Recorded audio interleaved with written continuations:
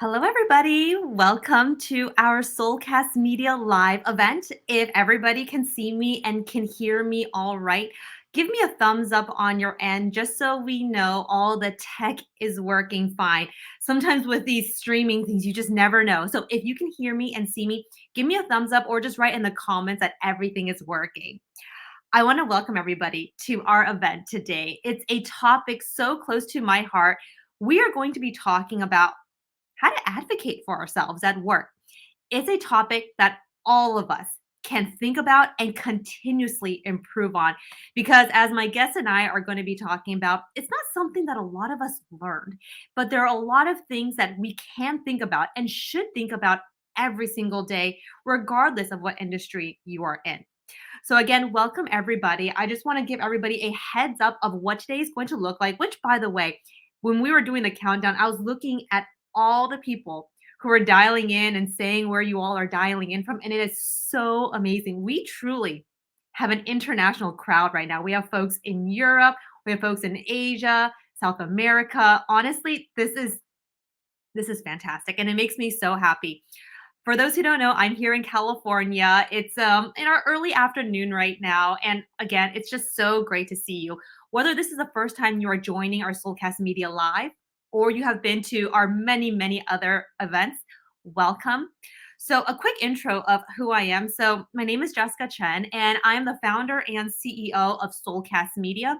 And we are a communications training company. So, we work with Fortune 100 companies, individuals, professionals to help folks level up their communication skills. I personally believe communications is one of the most important skills. And I always tell folks, communications was not something I was very good at. I'm fairly shy, fairly introverted. So figuring out how do I carry myself? How do I advocate for myself? Were things that I had to learn how to do in order to essentially be visible at work. A lot of the things we're going to be talking about today are some of the tips and tricks that have helped for me. So, in terms of what's going to be happening today, today's event is going to be about 45 minutes or so. And I want you all to know that this event is for you. If you have any questions for me or for my guest, Heather, please throw it into the chat function. One other thing, I know sometimes with these streaming things, there can be some technical glitches where it may go back to the home screen where you'll see the countdown. If you experience anything funky like that, just simply refresh and it should bring you back to where it is. Sometimes it just doesn't work as seamlessly as we would hope, but it's just refresh and it just will get you there. So, without further ado, let's kick off today's event. So, my guest today is Heather Hansen. And where do I start? She's an author, she's a keynote speaker, she's a former trial attorney. She is basically an expert when it comes to learning how to advocate for yourself. So, I'm going to bring up Heather. Let's see, Heather. Hi, Heather. Hi, Jessica. Hi, everybody.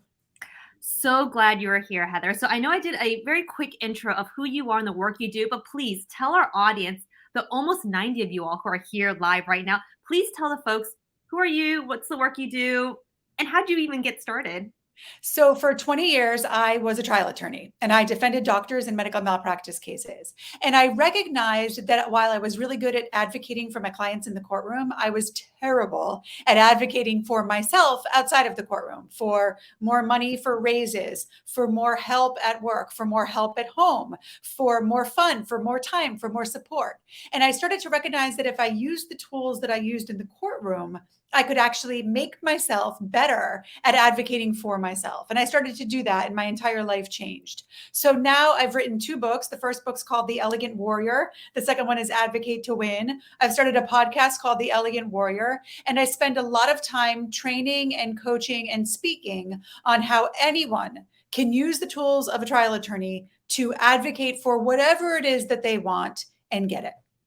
My favorite part of listening to experts like you is I love it when you take kind of what you learned in your former, I'm not even former, I mean, as an attorney, right? A trial attorney. And I love how you can take the things you learn in that industry and apply it to a broader sense, right? In this, like, it can be relevant for anybody. Okay, so Heather, I just have to ask, what can you do? How do you learn to advocate for yourself? What have you learned as a trial attorney that people can also implement for their everyday life too? So it really comes down to, and I'm sure many of the people in the audience know that storytelling is a big thing right now. People talk about you need to be able to tell your story. You need to be able to tell a story. And I agree with that. But what I always say is facts tell, stories sell, but advocates win. So in order to do that, I have a technique. It's called the C technique because you want to change what people see. So the S is story. Yes, you have to have a story about why you should have that thing that you want, whether it's a raise, a promotion, more resources, more support. And then you need to collect evidence to support that story. And then you need to have an energy of belief and credibility so that people actually believe you. So when you use that C technique, when you have a good story and you back it up with evidence and energy, you become a really strong advocate for anything it is that you want. Okay, so much to unpack. It sounds so simple. C, right? Like SEE. It's like, okay, I get it. And I think the folks who are here right now, perhaps are even writing this down, like, okay, C, this is how I need to think about how to advocate for myself. But even if we back up a little bit, Heather, okay, storytelling, evidence, and energy, right? That's what C is. Yep. I'm just curious, how did you even think about those are the three essential pillars essentially for advocating for yourself? So I have spent a lot of time sort of trying to get to that. Like, what is the basics of what I did in the courtroom?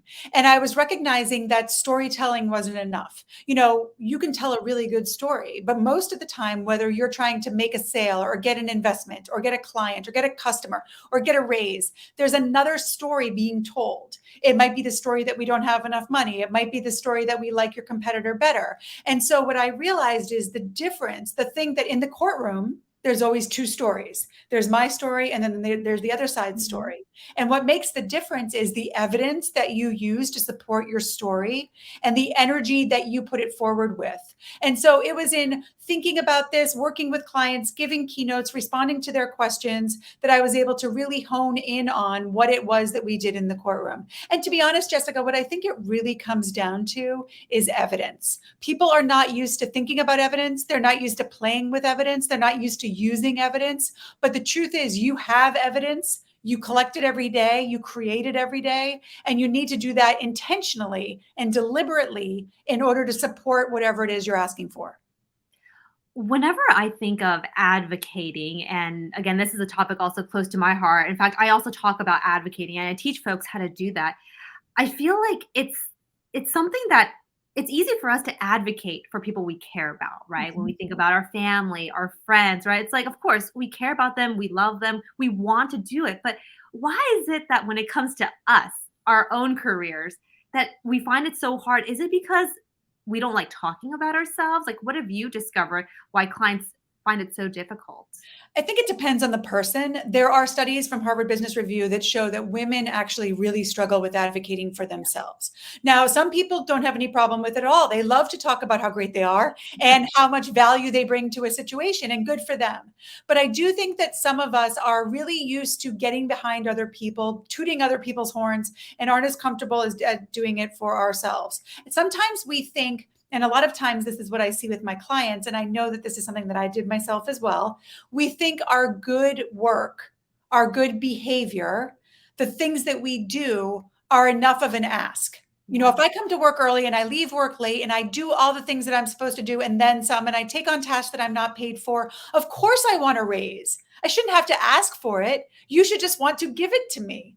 And so Mhm. then when you don't get the raise because you haven't asked for it, much less advocated for it, which is a little bit more than asking, then you get resentful and bitter and your energy changes. Yeah. And so you've got to recognize that your good behavior, your fabulous work, that's all evidence. But if you're not asking for what you want, that evidence is going to waste. So you need to actually get behind it. I actually, in my second book, Advocate to Win, I have a chapter on how to sort of do this, because there are studies that show that if we remove ourselves from the situation a little bit, like when we're advocating for others, we Mhm. become stronger advocates. So you can do that by creating an alter ego or pretending that you're advocating for your children and think about it like, well, if I ask for a raise, I'm actually getting more money for my kids. Mhm. Or talking about yourself in the third person. There's different ways to externalize it a little that might make you more comfortable with the prospect. For those who are just joining us right now, who just jumped in, I want to do a quick reset to let everybody know I'm here with Heather Hansen, and we are talking about how to advocate for yourself at work. And already within the first 6 minutes, I feel like we've already just started, we started already talking about all these things you want to think about. And there's going to be a lot where I hope everybody who's on here right now that you will be able to, I guess, a few things, feel inspired, feel motivated, and actually know what to do, what to say to advocate for yourself. Heather, you already talked about the CSEE. Okay, I want to actually go back to that because for those who are thinking about, okay, I get it. I think I know what I need to advocate for myself, but how do I make it applicable? Like, okay, I know I need to talk to my manager, but how do I even say it? Like, how do I even do it? How do we get to that? Well, I think the most important thing that people miss is that if you are asking for something, you've got to see things from the other person's perspective. Mhm. So let's take the example that you just gave, your manager. You don't want to go to your manager and say, I need a raise because I need to buy a new car and I want to pay for my kids' tuition and I have worked really hard. Those things are not compelling to your manager. So you want to see the world through your manager's perspective and say, I brought this value, I did this thing, and I will do this thing that's going to help you. You want to see what's valuable to your manager, not what's valuable to you. And that really is an important piece of this. And I talk a lot in my books and in my talks about perspective, seeing things from others' perspective. Because if you don't see things from the other's perspective, you will never change their perspective. And that's what an advocate's job really is. In my years in the courtroom, I represented doctors when their patients sued them. Jessica, every single juror on every single trial that I had was a patient. They had all been to the doctor at some point in their life. I never had a doctor on my jury ever in 20 something years. Every juror had a perspective of a patient. So Yeah. my job was to change their perspective. But first, I had to understand it. I had to understand they are looking at this case from a patient's perspective and then Mhm. speak to that.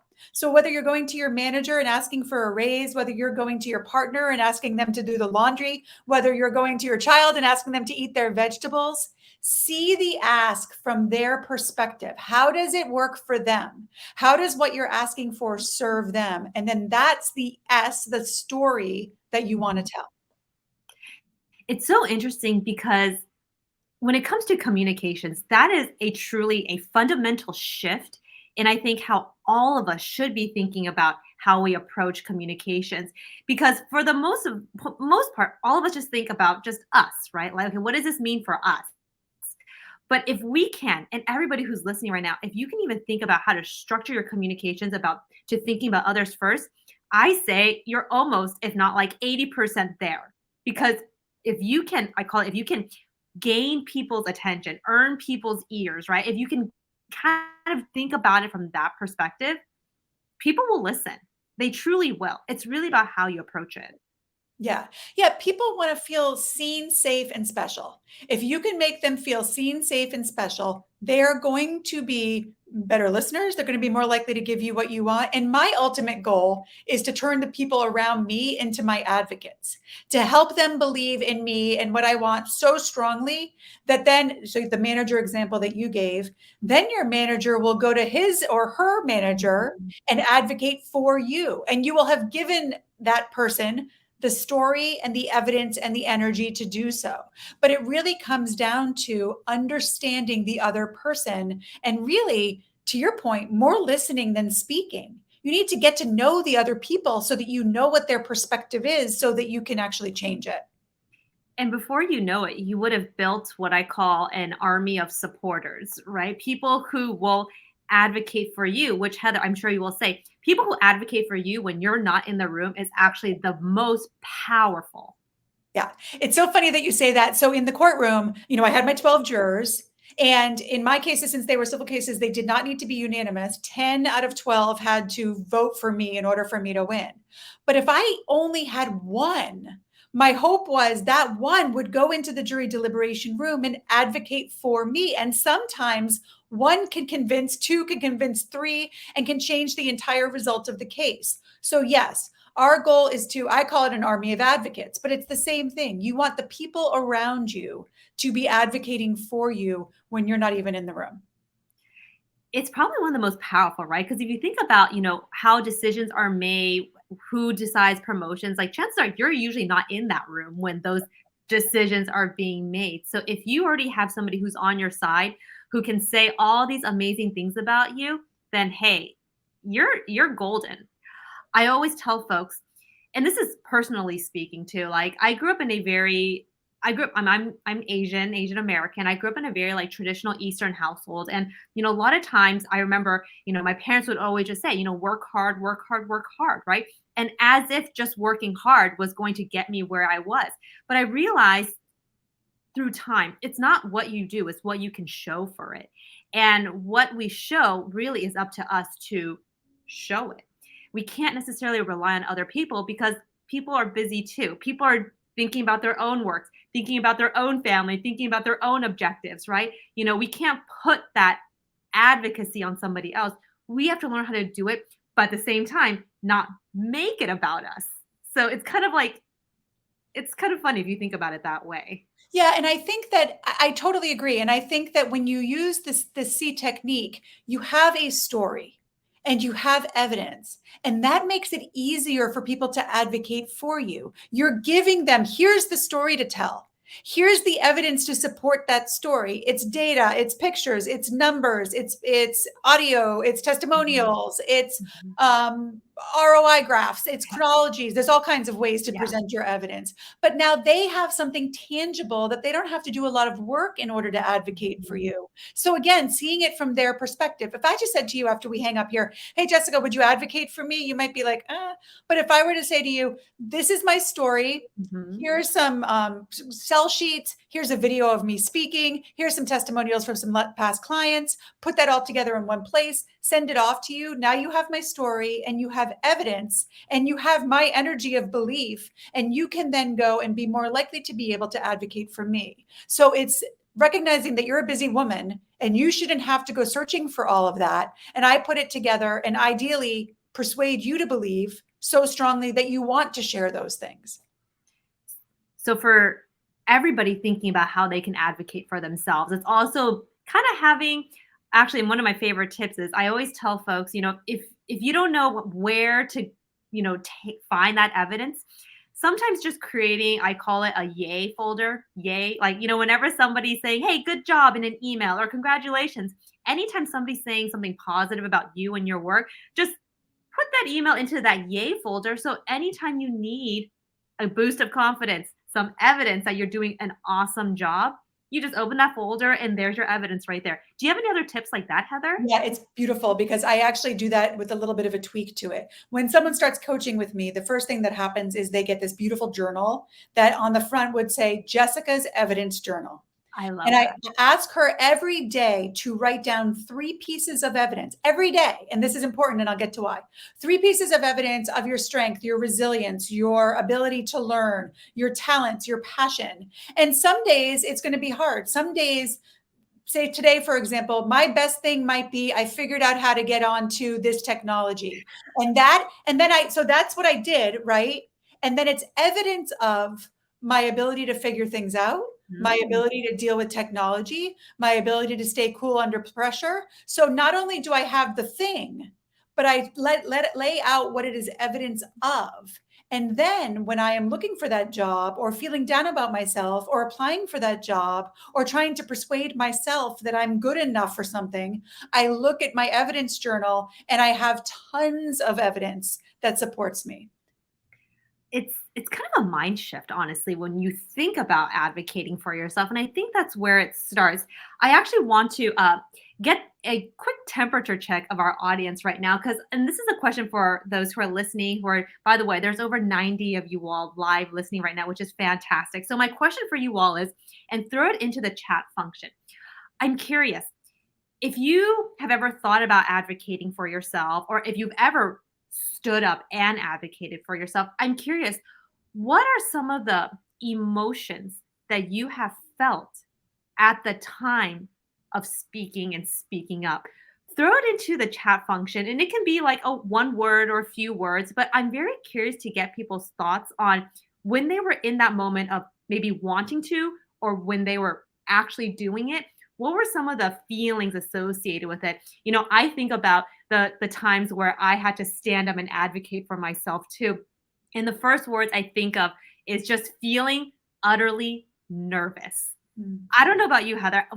How have you felt before? Oh, absolutely. I've absolutely felt nervous, but I think that, there's that line that says the nervousness is fine line between nervousness and excitement. And so I like to think of that as well. But I also, there's stories that we tell ourselves. And if we tell ourselves the story that we're nervous, there's plenty of evidence to support that story. And then you start to believe that story, and it doesn't really serve you. So I will often tell myself the story that I am excited, that I am anticipating something good, that I am enthusiastic, that I am revved up. And there's evidence to support that story as well. And then I'll collect that evidence and repeat that evidence to allow me to believe something different. But I have a practical tip as well, because I have done quite a bit of television in my time. And I used to, in the makeup chair, sometimes feel that nervousness. And just naturally, without really thinking about it, Jessica, I would often grab onto my thumb like this and never knowing anything about it. And then I went to a spa in Arizona, and at the spa, they taught us something called Jinshin. And it's an ancient Japanese acupressure. And one of the things that they taught and they teach in Jinshin is this hold for anxiety. So if you're feeling anxious, you can grab onto your thumb with the other hand and apply pressure. And it's supposed to calm down your anxiety. It's similar to sucking your thumb, which I did when I was little. So maybe I relate to that. So, many of you are saying flustered, anxious, Yeah. frustrated. And so when you're feeling those things, there's different ways to overcome it. And one of them, we can talk about others, of course, but one of them is just to simply do this Jinshin practice where you just apply some pressure to your thumb and no one has to see. I could be doing it right here if I was nervous. And it does, for me, calms things down quite a bit. It's so interesting because I'm reading a lot of the feelings that people are saying. Patty, you said fear, imposter, Sandra, anxious, right? And just scrolling down, you know, everybody is having that. Again, it's very similar to this, like, trepidation, right? Fear, nervous, frustration, right? I have to fight for something I deserve. And therefore, there's that nervousness. Advocating is it's so hard to do, right? But it's like we all know it's so important. Rejection. So I want to actually, that's a great point. And I think we should talk about rejection because part of advocating for yourself is dealing with potential rejection. You may get rejected. So I'll go first, Heather.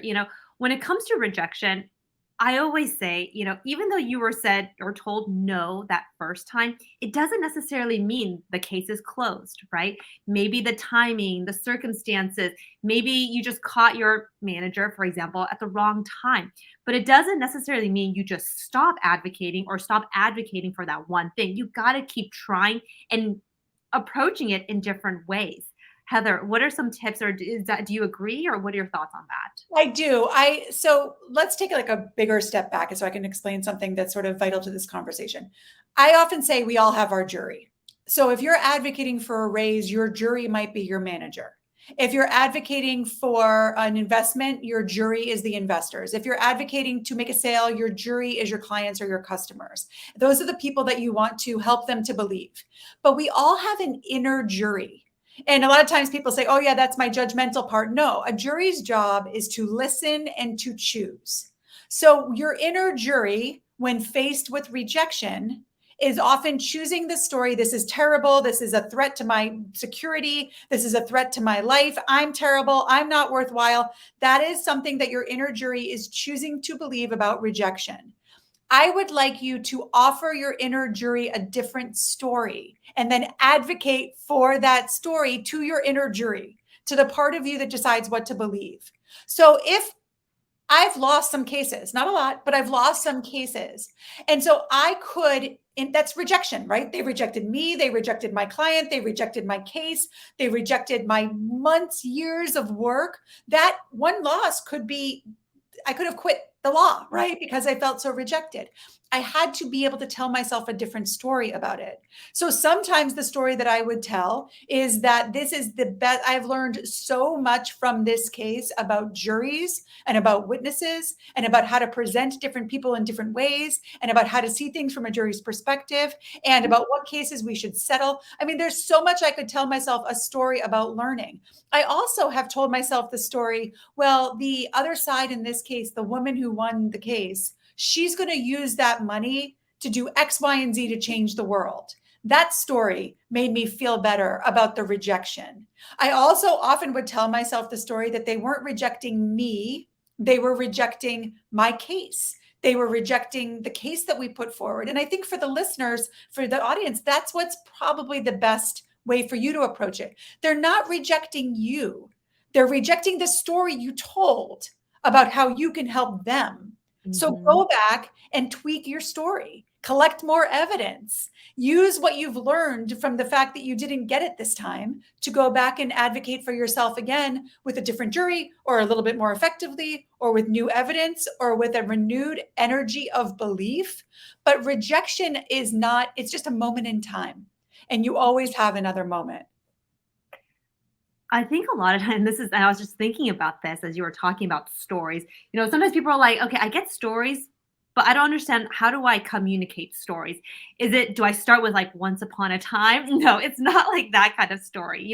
Story is essentially just talking about your experience, right? Your experience and how it made you feel. And this is relevant to the everyday work that you all do already, right? What's the experience of you working with that client? What did they say? What did you say? How did you all troubleshoot?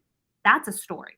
So Right. it's not like having to say and it's not like a whole once upon a time kind of thing, but it's like how you've experienced that moment or that opportunity, right? That's a story. So one of the things I wanted to essentially pivot to is your second E, which is energy. I don't think we've talked too much about that yet, but what do you mean by energy, Heather? I think it'd be really good for people to understand. It's the most important part of the C technique too, because it's the energy of belief. So in the courtroom, people will often say to me when I tell them what I've done in my career, they say, "What do you do if you know your doctor's guilty?" And first of all, we don't use that word. It's negligent in civil cases. But the truth is, if I know that my doctor made a mistake and that mistake caused the patient some harm, I will find a different thing to argue to the jury. It might be to say, yes, we made a mistake, but it's not worth the millions of dollars the other side wants. Or, yes, we made a mistake, but you have to decide the value of that and what it actually is going to cost. But I'm never, ever going to argue something that I don't believe because the jury would not buy it. They would feel my energy that I didn't actually believe what I was saying and that I would never win. You can't prove something until you believe it. So you've got to, so many people here said that I'm nervous, I'm afraid I'm going to get rejected. If you believe and you've collected your evidence and you know your story and you go in believing that you have earned and you have value in exchange for what you're asking for, that energy of belief becomes contagious. Not only do the others believe, but they actually want to go out and take your energy of belief and advocate for you. So it's really important that you persuade yourself and your inner jury first. How does somebody get over that? I call it sometimes we have like that negative mental chatter in our own head where we tell ourselves, maybe I don't deserve this. Maybe next time, right? We give ourselves excuses. How do we know whether we should be listening to that voice or not? Well, you've got to look at the evidence, right? You've got to really collect the evidence and create the evidence and play with it. So let me give you an example. If someone is brand new at a job and they are looking for, they want this huge raise at the end of their first year, you probably don't have the evidence to support that you have created enough value to get that huge raise. Now you might have landed this biggest client, you might have brought in the biggest deal, then you have the evidence, but you probably don't have the evidence. And so if you don't have the evidence, then you know that it might be too soon. So you want to collect evidence. You want to every day be looking for, how am I valuable to this place? How am I valuable to my manager? How can I create more valuable for this place and my manager? And then you want to create the evidence so that next year you can ask for that raise. If, on the other hand, you're looking at the evidence and it's all there, and the problem is that you don't have that energy of belief, You've got to persuade your inner jury with the evidence that you absolutely should be asking for the thing. But it all comes down to that evidence. You need to weigh the evidence. You need to collect it. You need to look for it. You need to create it. And then you need to use it to help you to decide what to believe and then what to help others to believe. I almost feel like everybody, we all kind of have a sense of whether or not this is something we should ask for. And kind of like you said, yes, when you're into a job and asking for a big promotion, perhaps most of us inside would be like, yeah, that probably wouldn't be the best idea. But if you are perhaps a few years in, done amazing kick ass work, you probably know maybe it is time for me to say something. Maybe it is time. And I would say you leverage that energy to propel you to be like, you know what? I am going to make this happen. I am going to make that ask, right? And it's almost, you have to tell yourself that, right? Like, I'm going to do it. I'm going to be great at it. I'm going to feel confident walking into my 1 o'clock meeting with my manager, and I'm going to ask for it. And I know confidence is one of those things that's like, ugh, sometimes it's like you have to believe it too. But like you said, Heather, a lot of it is like a mental thing of like saying, you know what, I do deserve it. I have been working so hard. I have done all this work. I should be asking for this versus should I? Right. And I think that we need to go back to that point, though. If I've been working so hard is not what's going to resonate with your outer jury. So you really need to think about, I have given them this much in value. I've brought in this many clients. I've saved them this many hours that they are then working on bringing in clients. Really think about the story and the evidence from their perspective so that you can really make them care. They need to understand how you are valuable to them, whether it's for applying for a job, looking for a promotion, looking for a raise. So yes, when you're persuading yourself, part of the evidence is the number of hours you've put in. But the bigger evidence for persuading someone else is how it impacts them. Always be trying to see things from the other person's perspective. Why do they care? Why should they care? Why should they care you want a raise? Why should they care that if you don't get a raise, you might go somewhere else? What would they lose if they were losing you? And then that's where you're telling that story and collecting that evidence. And as you do that, and that's a big part of it, right? If you were to say, what would they be losing if they lost me? You start to recognize that, man, they'd really be losing out if they lost me. And now I feel really motivated to ask for this raise because if they don't have me, they are in big trouble. And that really increases your energy of belief. And it's not approaching it in a threatening way whatsoever, right? We're not threatening anybody here. It's more like, hey, you know what? And I get it. Like maybe you didn't see how much work I put in, but let me show you. Yeah. Let me remind you, right? And that's like, perhaps like the word is gentle. Perhaps it's a gentle way to approach it, but it's also getting people to be receptive to what you're saying, right? We're not going in saying, I demand anything, but let me show you how amazing I really am. Yeah, I mean, and that's the thing. If you look at it from the other person's perspective, a demand is going to turn them off right away, right? Mhm. So you want to go in, and sometimes it's asking questions. What do you see as the value that I've brought this year? And let them start. And then you say, that is, I agree with all of that. I think I have good evidence of that. Let me show you the other things that I've brought to this business. Let me show you the value in all of these different ways. Do it with numbers, do it with stories, do it with pictures, do it with testimonials, do it with other members of your team speaking up for you. But yes, you want to be gentle about it because you want to speak to the other person's perspective. No one likes someone coming in, rattling the cages and asking for demanding things. Right. But if you ask for things, and if you're really well aware that without you, it would be a big loss. That gives you a lot more confidence, a lot more energy of belief that it is completely appropriate. I coached a woman. This is an outrageous number, but she made 10 times what she invested in coaching with me in the first year of our coaching in her compensation increase. But it was because for years and years and years, she wasn't asking for the bonuses and raises that she was due. And we just looked together at the evidence. And once she did, she was like, oh my gosh, I need to ask. And then she Mhm. did, and they just gave it to her, and it was easy peasy. But the thing is that you need to really look at those numbers and sometimes get a little bit fired up about it, not in an angry way, Yeah. but in a confident and belief way, so that then you're motivated enough to go in and share that information with your jury. Yeah. Sometimes you kind of need that fire a little bit to be like, you know what? No way. I'm not gonna just stand here and like not say anything. I have to say something. Sometimes that energy, like you said, can give you that push and that boost. Um, going on that, it's really making sure that you align objectives too. And I think that's a good way to also frame how you approach these conversations, like making sure that you know what the person you're speaking to, what did they care about? Perhaps you can frame your messaging so that you can speak to the things that they care about, so therefore they listen. So, Heather, I have a very specific and technical question.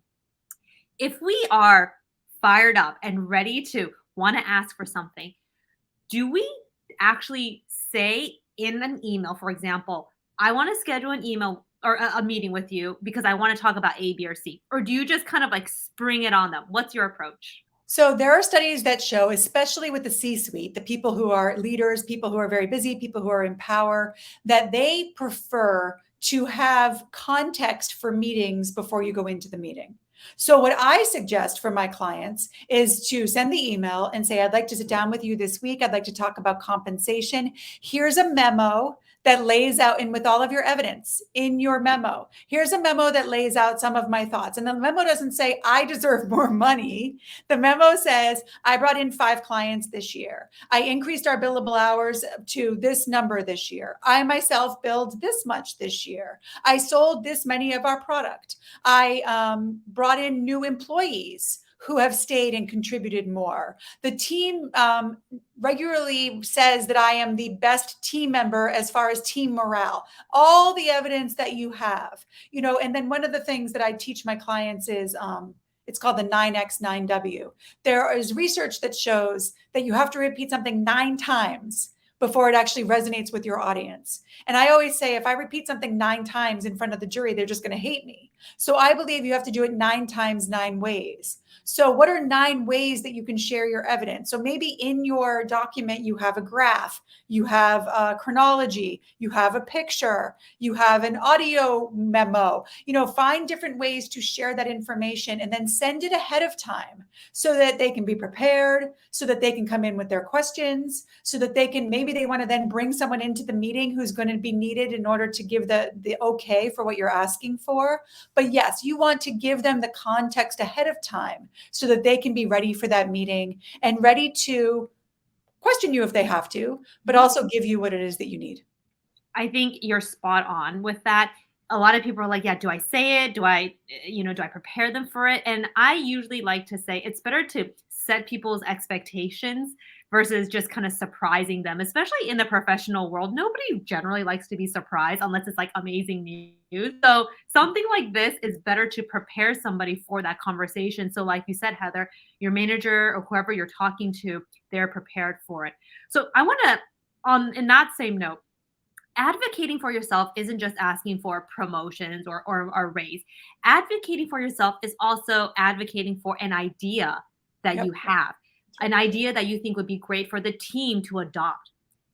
How can you apply C into an idea, not just promotion or a raise? Absolutely. And you can apply this to anything that you want, right? Anything that you're advocating for. So in this week's podcast, I did a podcast on how to advocate for change. If you want to change something at your office, or if you want to, let's do this. If you want to change something for yourself. So I had a client who wanted to spend more time on what she called thought leadership, which meant that she wanted to spend more time reading and writing and preparing speeches and that kind of thing. And so that was the thing that she wanted to change. So then I asked her that the first step is to identify what is it that you want to change. The second step is to identify what are the behaviors that are holding her back. And the thing that was holding her back was she was taking meetings from anyone who asked for them.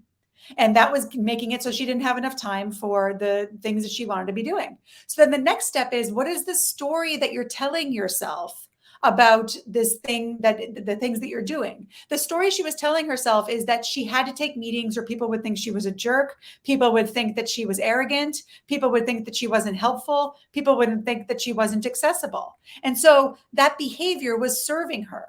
So Mhm. we had to come up with a new idea. To your point about advocating for an idea, we had to come up with a new story that would work for her. So I said to her, could you tell yourself the story that taking fewer meetings would actually make you more valuable, more accessible, make people like you more? And she said she could try. And then we collected evidence together to support that story. And it turned out that when she took fewer meetings, she was more present in the meetings. She was more enthusiastic in the meetings. She had better ideas in the meetings. That people felt like if they had to wait for a meeting, the meeting was actually a little bit more valuable. And as Mhm. she collected that evidence, she started to believe it. And then she was able to make that change. So that was advocating for an idea that perhaps it's better to take fewer meetings. And then we got to work creating and collecting evidence. And there's a difference. Collecting evidence is looking out into the world. For her, that's looking at your colleagues. Do any of them take fewer meetings? And are they still well liked? That's collecting evidence to support this idea. And then creating evidence is let's try it. Take fewer meetings for a week and see if the world falls apart. See if anyone says that you're a jerk. And so the two of these things, collecting and creating evidence, allowed her to advocate for this new idea to herself. And you can do the same for someone else. If you want to make a change at work, collect and create evidence that supports the story of that change. A lot of it is really, and I have to go back to this. It's really getting into the mindset. It's really a mindset. And even though, Heather, you and I are talking about all these tips and tricks of what to say, how to say it really just starts with you believing you deserve it. Totally right. Totally right. I have my psychology degree, and I always say that that helped me more than anything else in the courtroom. Understanding where people's motivations are, what they believe about themselves, it makes such a huge difference. And I always say your inner jury, Ethan Cross, I had him on my podcast. He wrote a book called Shatter about he's a psychologist at the University of Michigan, very famous psychologist. And his book is all about all the voices in our heads that are Mhm. constantly going on and telling different stories.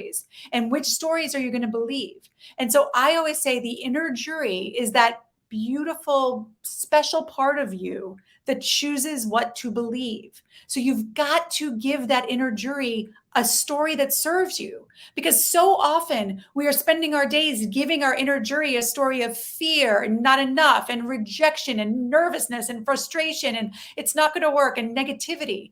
We've got to at least give equal time to the opposing attorney in our head for something positive.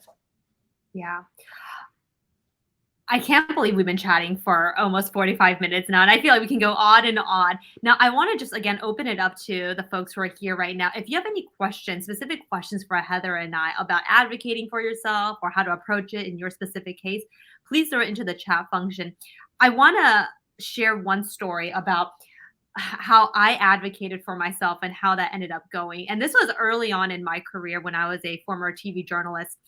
And at the time, I really wanted to have my own business show. I was always interested in business and I was like, "Oh, how cool would it be to have my own business show?" So I knew if I wanted to make that ask, advocate for myself, I had to of course approach my manager. And I remember this so distinctly. It's all I feel like a lot of times when it's an emotion that's so, charged, you remember those things. And I remember I got on the phone with my manager and I essentially pitched this idea. And his answer, he actually said no. And I remember at the time, I was like, oh my gosh, he rejected my idea. And this was something that I wanted so bad. I thought about it constantly and I felt so dejected. I was like, he said no. But I remember at that moment, I was like, wait, no. He might have said no that one time, but let me try again. So a month later, I reframed the way I approached it, kind of using a lot of the same things we talked about today, Heather, right?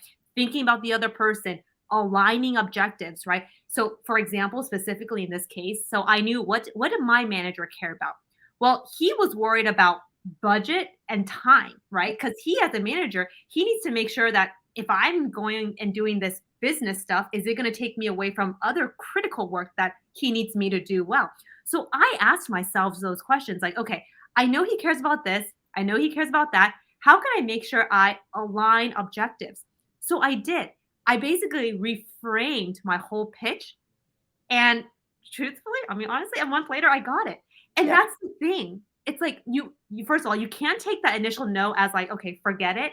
It's wait a second, how can I do better? Yep. I just want to share this with folks because it happens to all of us, right? I don't know, Heather, if you have a story or anything like that, but it's not dwelling, and I think that's really important. Yeah, I mean, my clients, I have so many stories. I have stories of my own, I have stories from my clients, but I think your story is a great one because you went back, you allowed that rejection to reframe your story and collect more evidence. Collect evidence that this isn't going to take my time. Collect evidence that this isn't going to take my energy. Evidence that speaks to him and his concerns, what he wants. And so your story is a perfect one to sort of set the example for how this can be done and how what we think is rejection is really just the opportunity to change your story and collect more evidence. There was one question that we got earlier, and I can't find it right now, but this person was asking, how hard should we be pushing for something when we know that maybe they're not open to it? Like, how do we know? How do we find that balance? Yeah, I mean, I think that there you usually Mhm, feel it inside your gut, right? But I think that you've got to, if you have the evidence and you have the story and you go in and support it, and then you get a no, you have to look at and understand where the no is coming from. I think mhm, one of the best questions are magic. Questions are the one of the main tools of an mhm, advocate. So can you help me to understand why the answer is no? Can you help me to understand what I could do to make the answer be yes? Can you help me to understand what steps I can take today, this year, this month to get closer to a yes? All of those questions are fabulous questions because it helps you to create evidence that, first of all, for you, that that's even possible. And if your person that you're asking won't give you the answers to those questions, then it might be time to go look somewhere else. That's mhm, also evidence. It's also really important to be willing to say if you're not being recognized for the value that you bring where you are, then you need to start creating a story and evidence and energy for a new jury. And that's important to know as well. But I think that too, I mean, your story is really valuable to look at because you went back and you looked at it a little mhm. bit closer from the other's perspective. But if you do that and they say no, and they won't answer your questions, or they give you things that you think are out of reach, then it's time to look at other opportunities. Exactly. There's one question that just came in. I think it's actually a really good one.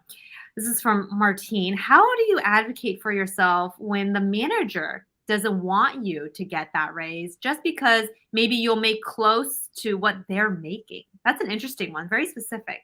Yeah, it is an interesting one. And it really depends on what's the chain of command at your business, right? So if you've got a manager and then you've got people above the manager, who ultimately makes the decision of what you make? If the manager makes the decision and it never goes any higher in the chain of command, then you've hit a wall, right? And you can ask her those questions. You can say, what will it take for me to make more? Explain to me what it is that I'm not doing to hit that number and what specific steps I can take. I would like to document some of that in writing because it's always nice. The lawyer in me always wants to have some of that in writing. And then you can, and if she or he is telling you, won't answer those questions, then you have two options. You can either go to a leader that is higher up in the chain of command to say, I am understanding that a raise is not going to happen for me this year or not the number that I've asked for. I would like to know how I can make sure that my growth plan is on target, that I'm Mhm. contributing to the value of this organization, that I'm doing things that are valuable for this organization. Can you let me know what metrics do I have to meet? What evidence do I have to present next year in order to Mhm. get that? But if you can't go above that person on the chain of command, then it might be time to start collecting your evidence for a different jury. It's what you said earlier, Heather. It's making sure that you can ask these questions too, and not necessarily always assuming these things and just being like, yeah, like you said, like, what can I do to place myself or put myself in a position so I can get that raise? And now you're essentially throwing it over to them. Okay, we are about to wrap up here, which I feel like this time just flew. Okay, so Heather, if you were to walk, if you want our guests to, or our audience to walk away with any, I call them golden nuggets of what you would like them to remember about how to advocate for themselves, what's one or two things you really want them to think about? I just want them to think about the C technique. What's my story? What's my evidence? What's my energy? Tell a story that resonates with the jury, not with you. You might love your story, But you've got to really think about it from the perspective of the people you want to persuade, the people who you want to help to believe. So that's a story piece. And then what's my evidence? You want to collect and create evidence that support the story, again, from your jury's perspective. What evidence is going to speak to them? And then what's my energy? If my energy is down, if I'm not in belief, if I'm feeling doubt, I need to change that before I make my ask. Because if I go in and I'm like, I really think I deserve a raise, that is never going to be effective. So I want the audience to remember the C technique. And then the thing that I really want everyone to know is no one can advocate for you as well as you can. No one. Mhm. No one has your energy. No one has your passion. No one has your talent. No one knows what you want. No one knows why you want it. So you have everything you need to be your own best advocate. You just need to practice these skills, just like any other skill that you learn at school. This is a skill that can be learned and you can get good at it. So just start practicing that C technique. Everybody who is on this right now, I can confidently say that we are all here because we do want to learn how to better advocate for ourselves. So whether you have been advocating or now you're just starting to think about what do I need to do, my hope is, and this is what I said at the beginning of today's show, was I hope everybody can walk away feeling either motivated, inspired, or at least know how to think about this. And if that's how we spent the last hour and you felt any of these things, then Heather and I think we both feel that we're just so glad that you're able to feel, hopefully, even just a little bit more confident on how to approach it. My last tip for everybody, and I said this earlier, is when you do advocate for yourself, and let's say you do get that no, you do get that rejection, don't necessarily think it's game over. Maybe give it some time, maybe go back and, rethink how you want to approach it, but maybe it's not because it's the worst idea. It's maybe because it just wasn't the right time.